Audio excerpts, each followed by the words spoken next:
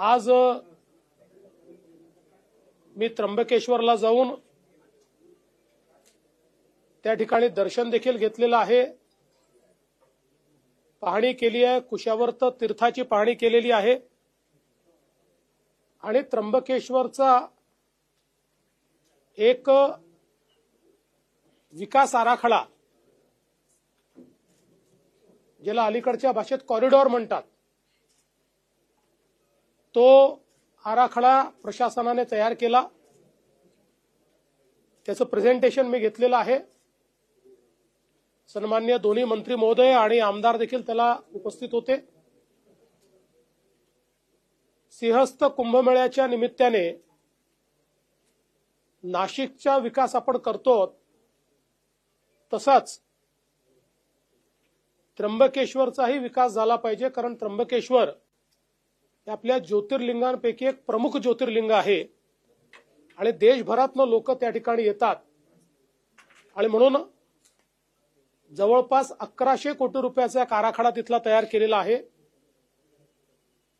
त्याचे 2 टप्पे आम्ही करतो।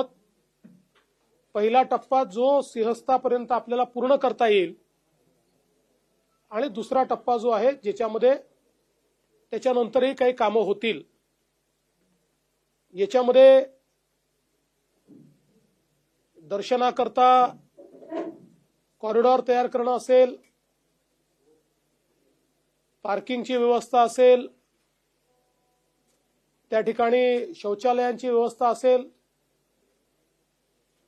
आपले जे तिथले वेगवेगळे कुंड आहेत, म्हणजे कुशावर्त एक आहेच पण अजून काही कुंड आहेत, या सगळ्या कुंडांचं रेस्टोरेशन, तिथल्या काही प्रमुख जी मंदिर आहेत त्याचं रेस्टोरेशन आणि ASIच्या मदतीनं प्रत्यक्ष जे मंदिर आहे त्याच्यामध्येही खूप रेस्टोरेशनची गरज नाही, पण जी काही आवश्यकता आहे आणि अनेक वेगवेगळ्या प्रकारच्या सोयी या तयार करणं, यासोबत त्याचा एक भाग म्हणून आपल्याला माहिती आहे की मागे ब्रह्मगिरी आहे आणि हा सगळा परिसर अतिशय सुंदर आहे।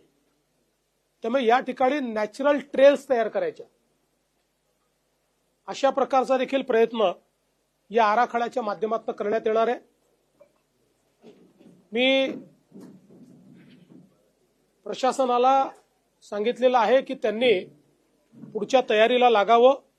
लवकरच आम्ही हा प्रस्ताव हाय पॉवर कमिटी आणि मग त्याच्यानंतर मुख्यमंत्री कमिटीकडे नेऊ आणि त्याला मान्यता देऊ। नाशिकमधली देखील जी कामं आहेत त्यालाही आम्ही मान्यता दिलेली आहे।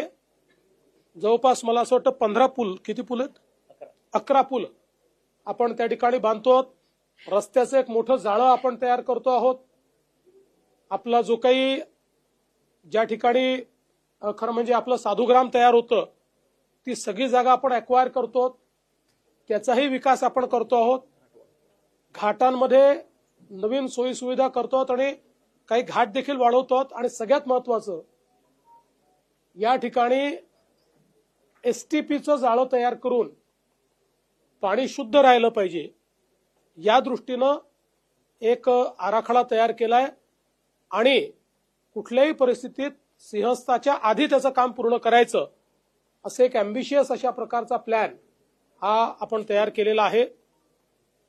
एकूणच जर आपण बघितलं तर खूप मोठ्या प्रमाणात या सगळ्या कामाला निधी लागणार आहे, पण आम्ही राज्य सरकार म्हणून, मी असेल, आमचे शिंदे साहेब असतील किंवा अजितदादा असतील, आम्ही तिघांनी हा निर्णय घेतलाय की याला कुठल्याही निधीची कमतरता पडू द्यायची नाही। त्यामुळे त्याला आवश्यक तो सगळा निधी हा आम्ही उपलब्ध करून देणार आहोत। सगळ्यात वॉरफुटिंगवर एक विषय जो येतोय तो म्हणजे गोदावरीच्या प्रदूषणाचा, कारण शहरातलं सिवेजचं जे पाणी आहे ते थेट गोदावरीत जात आहे, त्या अनुषंगानं खूप महत्वाचं। म्हणूनच सगळ्यात पहिल्यांदा तेच काम हातामध्ये घेतलेलं आहे।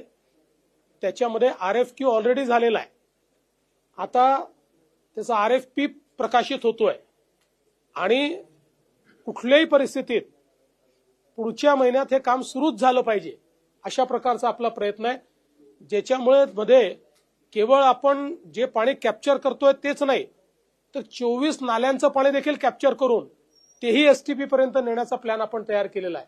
त्यामुळे एकूणच एक समग्र अशा प्रकारचा प्लॅन आपण तयार केलेला आहे। जवळपास त्यालाच आपल्याला 1200 कोटी रुपये लागणार आहेत. त्र्यंबकच्या साधू महंतांनी मागणी केली की उत्तर प्रदेशप्रमाणे तुम्हीच पूर्ण जबाबदारी घ्या. माझी जबाबदारी आहेच, मुख्यमंत्र्याची जबाबदारी असतेच, पण आपण आता उत्तर प्रदेशने ज्या प्रकारे या कुंभमेळ्याचा कायदा तयार केला आणि मेला प्राधिकरण तयार केलं, त्याच धर्तीवर आपलाही कायदा आपण तयार करतो आहोत आणि आपणही मेला प्राधिकरण तयार करून याला कायदेशीर पूर्ण चौकट आता देतो.